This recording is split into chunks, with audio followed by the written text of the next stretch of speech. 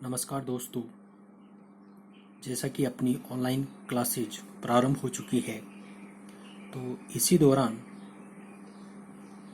अपनी कक्षा 11 का लेसन नंबर 3 पीरियोडिक टेबल या आवर्त सारणी,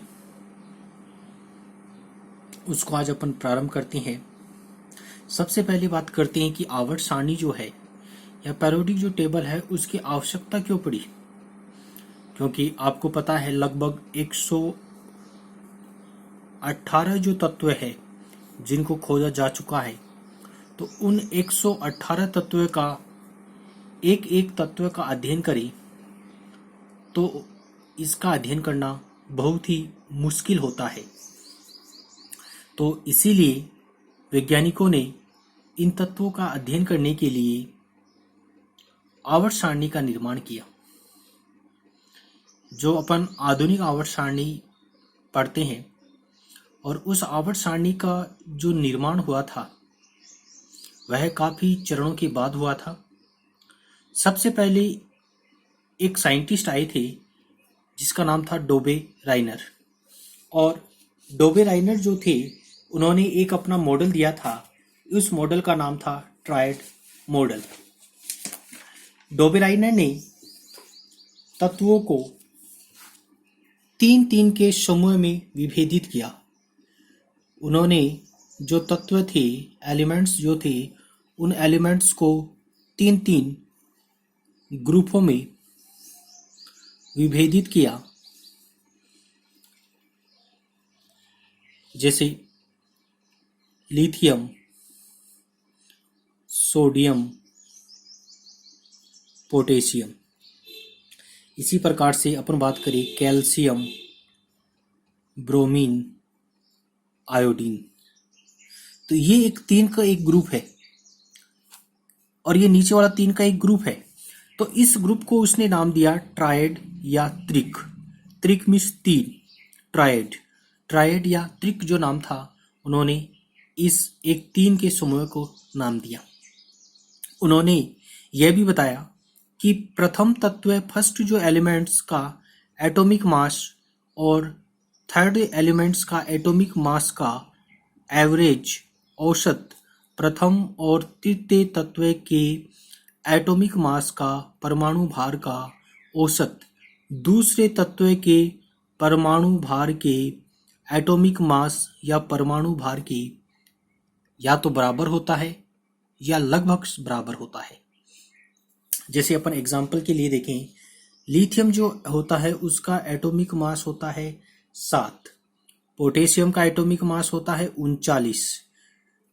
अब इन दोनों का एवरेज देखें तो 7 प्लस 39, और उसमें अपन ने 2 का भाग दे दिया तो अपने पास टोटल हो गए 46, और 46 में 2 का भाग दिया तो अपने पास आ गए 23। और इस सोडियम का जो एटॉमिक मास होता है वह भी 23 ही होता है। तो उसने क्या देखा कि प्रथम और तृतीय का एटॉमिक मास का जो औसत या एवरेज जो होता है वह द्वितीय जो एलिमेंट्स होता है उसके एटॉमिक मास के या तो बराबर होता है या लगभग बराबर होता है। नेक्स्ट एग्जांपल देखिए, जैसे क्लोरीन जो है उसका एटॉमिक जो मास होता है, परमाणु भार होता है, वह 35.5 होता है। ब्रोमीन का एटॉमिक मास 80 होता है। आयोडीन का एटॉमिक मास 127 होता है। अब अपन देखें तो इनका एवरेज निकाले तो 35.5 प्लस 27, 127 का एवरेज लेने के लिए अपन ने इसमें भाग दे दिया 2 का, तो बराबर आते हैं 81.25, जो कि लगभग समान होता है ब्रोमीन की। तो ये सबसे पहले कुछ तत्वों पर ये लागू हो सका, लेकिन ये कोई एक आवर्त सारणी नहीं थी। तो ये कुछ असफल सा हो गया। अब नेक्स्ट दूसरा जो सिद्धांत आता है वह आता है न्यूलैंड। न्यूलैंड जो थे उनका ये मॉडल कहलाता है न्यूलैंड का अष्टक सिद्धांत, न्यूलैंड का ऑक्टेव रूल या लॉ।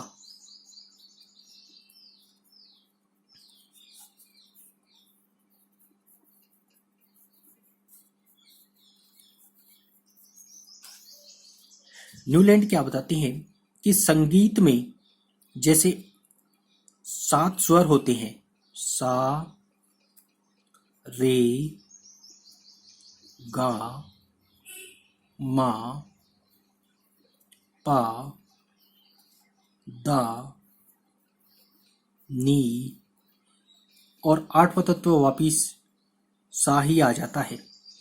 जैसे संगीत में हर 8वां तत्व समान होता है, वैसे ही अपन इस आवर्त सारणी में हर 8वां तत्व समान होता है। ये बताया था न्यूलैंड का अष्टक सिद्धांत या ऑक्टेव रूल। जैसे अपन बात करें लिथियम, लिथियम के बाद में आता है बेरिलियम, बेरिलियम के बाद में बोरोन, बोरोन के बाद में कार्बन, कार्बन के बाद में नाइट्रोजन, नाइट्रोजन के बाद में ऑक्सीजन, ऑक्सीजन के बाद में फ्लोरीन, और फ्लोरीन के बाद में नियोन आता है। लेकिन जब न्यूलैंड ने यह ऑक्टेव रूल या नियम जब दिया था, तब उस समय अक्रिय गैसों की खोज नहीं हुई थी। अब पहले अपन थोड़ी सी बात कर लेते हैं अक्रिय गैसें या इनर्ट गैसें। इनर्ट या अक्रिय गैसें वे गैसें जो किसी के साथ अभिक्रिया नहीं करती है, उनको कहते हैं अपन अक्रिय या उत्कृष्ट या नोबल गैस। इनका एग्जाम्पल होता है helium, neon, argon, helium, neon, argon, krypton, xenon और रेडॉन। ये होती अक्रिय गैसें। ये उस समय तक जब ये न्यूलैंड ने ये नियम दिया था, उस समय इन तत्वों की खोज नहीं हुई थी। अब ये फ्लोरीन के बाद में नेक्स्ट तत्व आ गया सोडियम, सोडियम के बाद में नेक्स्ट तत्व मैग्नीशियम, मैग्नीशियम के बाद में एल्यूमिनियम। तो इसमें क्या देखते हैं अपन कि जिस प्रकार से संगीत में पहला और 8वां तत्व समान होता है, उसी प्रकार से आवर्त सारणी में तत्वों को परमाणु भार के बढ़ते हुए क्रम में यदि अपन व्यवस्थित करें तो हर 8वां तत्व समान होता है। लेकिन जैसे ही इन अक्रिय गैसों की खोज हुई तो यह सिद्धांत पूर्ण रूप से असफल हो गया, क्योंकि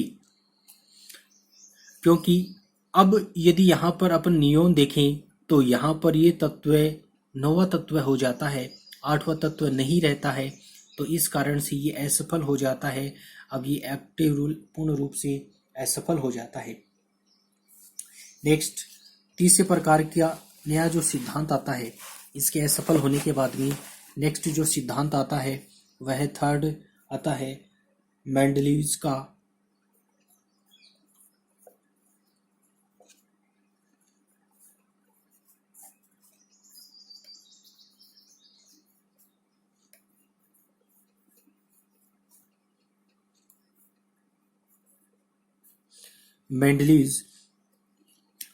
मेंडलीव्स को आधुनिक मेंडलीव्स को आवर्त सारणी का जनक कहा जाता है। फादर ऑफ पेरियोडिक जो टेबल होता है, आवर्त सारणी का जो जनक होता है, पेरियोडिक टेबल जो होती है उसके फादर जो होते हैं वह जाने जाते हैं मेंडलीव्स। मेंडलीव्स को फादर कहा जाता है क्योंकि इन्होंने सबसे पहले तत्वों को एक व्यवस्थित क्रम में जो करने का जो काम किया था वह मेंडलीव्स का ही था। मेंडलीव्स ने एक रूल दिया था, एक नियम दिया था, जिसको कहते हैं अपन Mendeleev's periodic table law. Mendeleev's periodic table law ये क्या है कि यदि अपन तत्वों को परमाणु भार के बढ़ते हुए क्रम में व्यवस्थित करें, जब अपन तत्वों को परमाणु भार के व्यवस्थित क्रम में करें तो एक निश्चित परमाणु भार के बाद में उसी प्रकार के भौतिक और रासायनिक गुणधर्मों वाले तत्वों की पुनरावृत्ति हो जाती है। यानी तत्वों के भौतिक और रासायनिक गुणधर्म, एलिमेंट्स के फिजिकल और केमिकल प्रॉपर्टी जो है, भौतिक और रासायनिक जो गुणधर्म होते हैं, किसी भी एलिमेंट के भौतिक और रासायनिक गुणधर्म जो होते हैं वह परमाणु भार के आवर्त फलन होते हैं। परमाणु भार के आवर्ती फलन होते हैं।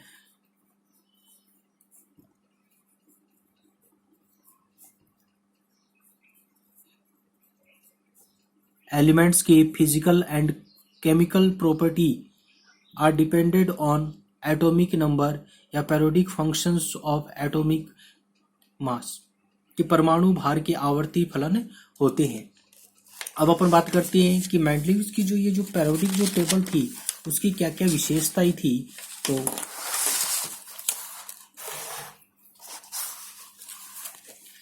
मेंडलीव की जो पेरियोडिक जो टेबल थी उसकी सबसे बड़ी विशेषता थी कि इसमें अपन एक पढ़ेंगे हॉरिजॉन्टल को इसने नाम दिया था पीरियड,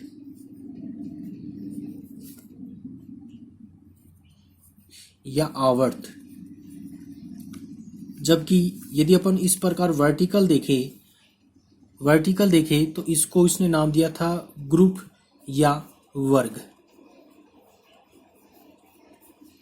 तो मेंडलीव की जो आवर्त सारणी थी उसमें यदि अपन बात करें वर्ग ग्रुप जो यदि अपन बात करें तो उसमें टोटल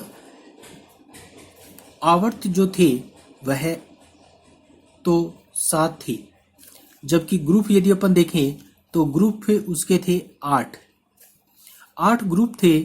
ग्रुप नंबर 8 थे, पीरियड थे 7 थे।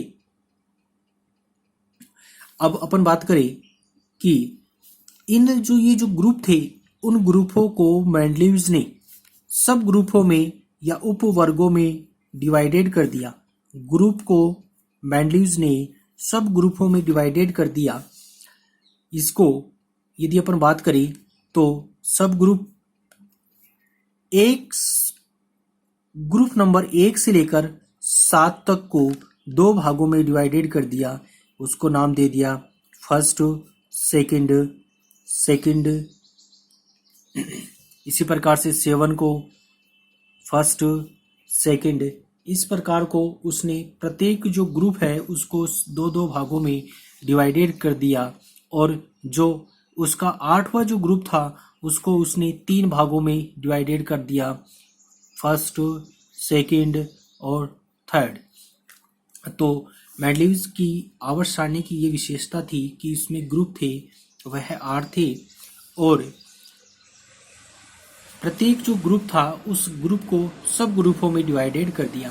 पहले और दूसरे, तीसरे और 7 तक के जो सभी जो ग्रुप थे उनको 2-2 भागों में 2-2 सब ग्रुपों में डिवाइडेड कर दिया, और 8वें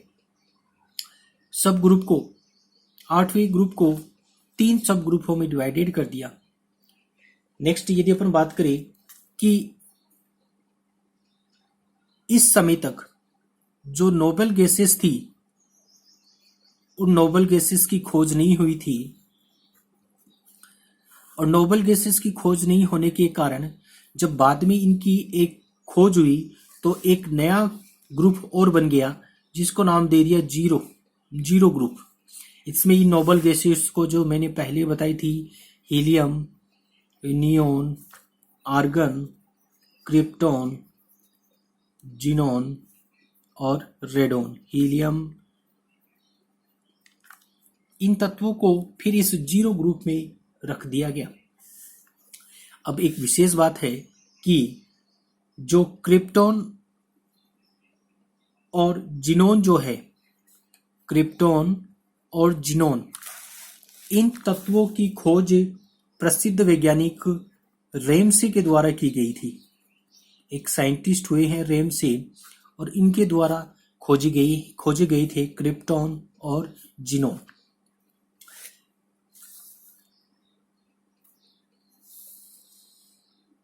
तो इस जीरो ग्रुप जो था अपना, इस जीरो ग्रुप में आ गए helium, neon, argon, krypton, xenon और रेडोन। इसके अलावा मेंडलीव की आवर्त सारणी में बीच बीच में कहीं कहीं जगह छोड़ दी गई थी। मेंडलीव्स की आवर्त सारणी में बीच बीच में तत्वों के लिए कुछ ऐसे थे जिनके बीच बीच में जगह छोड़ दी गई थी। तो ये मेंडलीव्स की आवर्त सारणी की विशेषताएं थी। अब मेंडलीव्स की जो आवर्त सारणी थी, इसके क्या क्या डिफेक्ट्स थे, क्या क्या दोष थे, मेंडलीव्स की आवर्त सारणी के दोष या डिफेक्ट्स यदि अपन बात करें,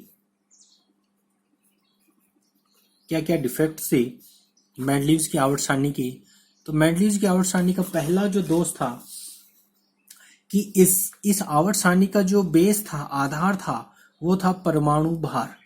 मेंडलीव्स की आवर्त जो सारणी थी, उस आवर्त सारणी का जो आधार था वह था एटॉमिक मास, और उसने एटॉमिक मास के बढ़ते हुए क्रम में पहले कम एटॉमिक मास वाले को, फिर उससे ज्यादा एटॉमिक मास वाले को, फिर उससे ज्यादा एटॉमिक मास वाले को एक व्यवस्थित क्रम में रखा था।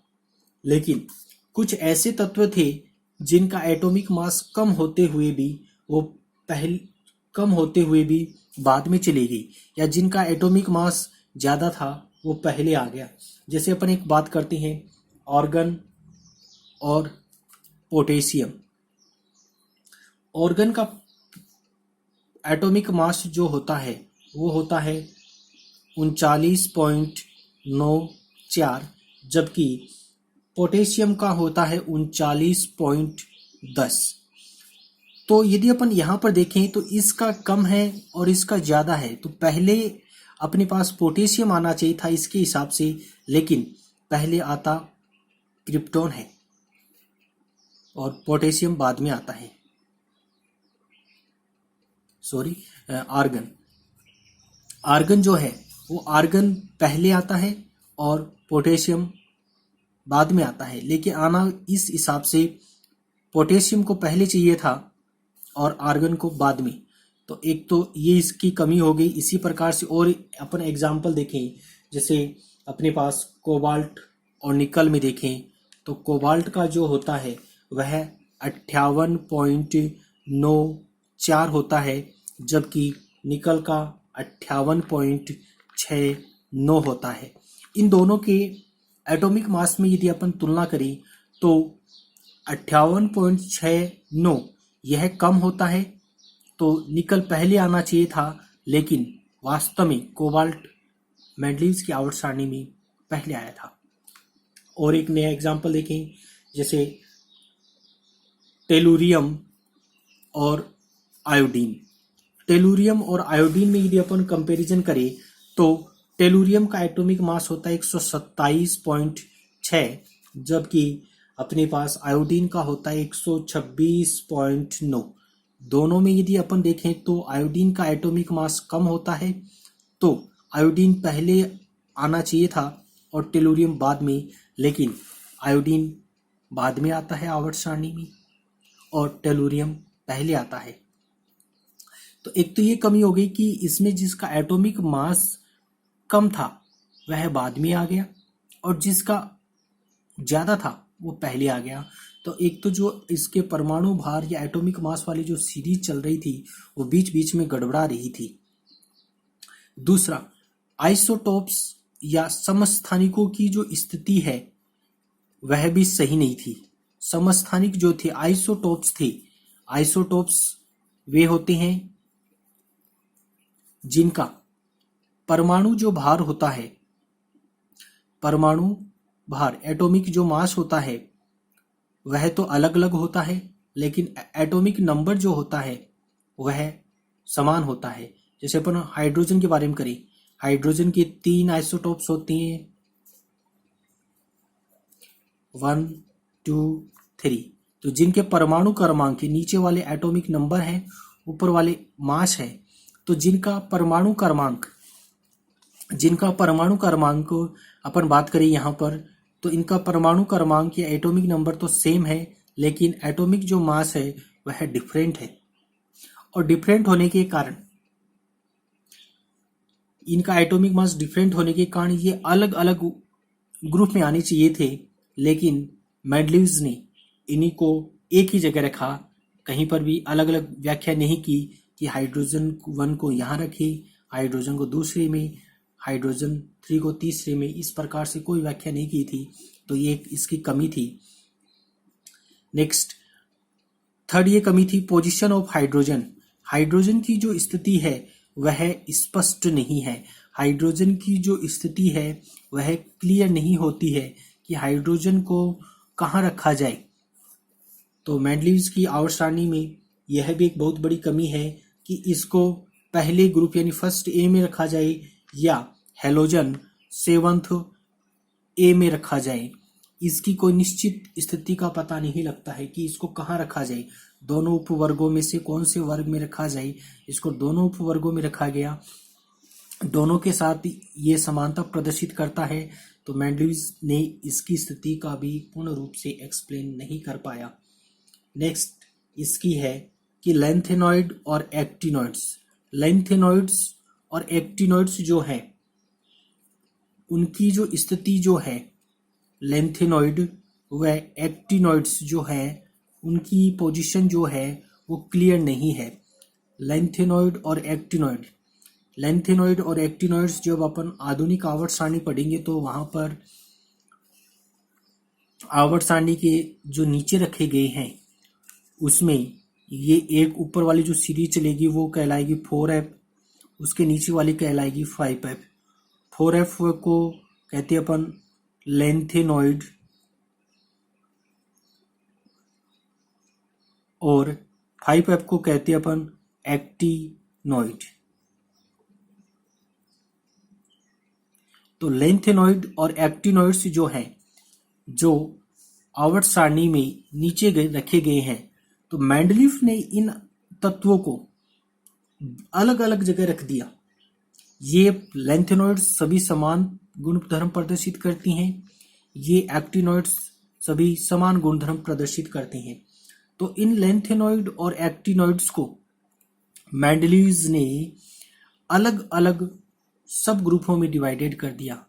कुछ को फर्स्ट ए वाले में रख दिया, कुछ को थर्ड ए वाले में रख दिया, कुछ को 5b वाले में रख दिया। इस प्रकार से इनको अलग अलग ग्रुपों में रख दिया गया, जिस कारण से ये सभी समान गुणधर्म होते हुए भी अलग अलग ग्रुपों में आ गए। तो ये भी एक मेंडलीव्स की कमी थी कि लेंथेनॉइड और एक्टिनॉइड्स है उनकी पोजीशन जो है वो सही नहीं है, उसकी सही जगह नहीं रखा गया है।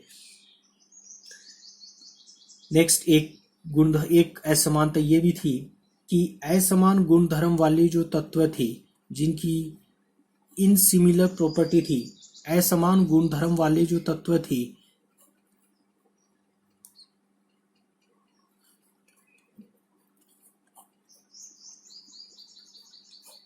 जिनके गुणधर्म अलग अलग थे वो समान ग्रुपों में आ गए।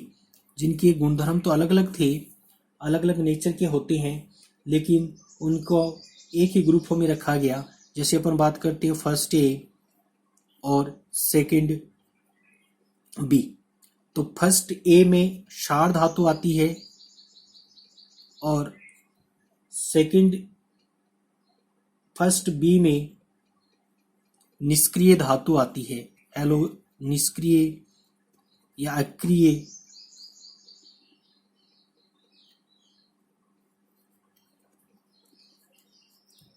ये आती है। तो यदि अपन बात करते हैं पहले में फर्स्ट ए और सेकंड बी, दोनों में यदि अपन बात करें, दोनों अलग अलग गुणधर्मों वाले हैं, लेकिन ये एक ही ग्रुप में आ गए, फर्स्ट में ही आ गई। तो ये भी इसकी बहुत बड़ी कमी थी। तो ये कुछ कमियां थी मेंडलीव्स की आवर्त सारणी की, जिस कारण से एक नई आवर्त सारणी का फिर निर्माण की आवश्यकता पड़ी। इस आवर्त सारणी में जो कमियां थी उन कमियों को दूर करने के लिए नई आवर्त सारणी आती है, जिसका अपन अध्ययन दूसरे चैप्टर में यानी दूसरे पार्ट्स में करेंगे। ये अपना पहला पार्ट था। यदि आप इस चैनल को पहली बार देख रहे हैं तो आप इस चैनल को सब्सक्राइब कीजिए और इस चैनल को ज़्यादा से ज़्यादा शेयर कीजिए ताकि मेरे को मोटिवेट मिलता रहे। कुछ विशेष बात और मैं बताता हूँ आपको कि मेंडलीव जो था, मेंडलीव का पूरा नाम दमित्री इवानोविच मेंडलीव था। मेंडलीव का जो पूरा नाम था वह दमित्री इवानोविच मेंडलीव था। और इनका जो जन्म हुआ था वह 1834 में रूस में एक स्थान पड़ता है रूस में, और उसका नाम है तोबालस्क। और उस तोबालस्क में इनका जन्म हुआ। और इनकी जो नियुक्ति थी वो पिट्सबर्ग विश्वविद्यालय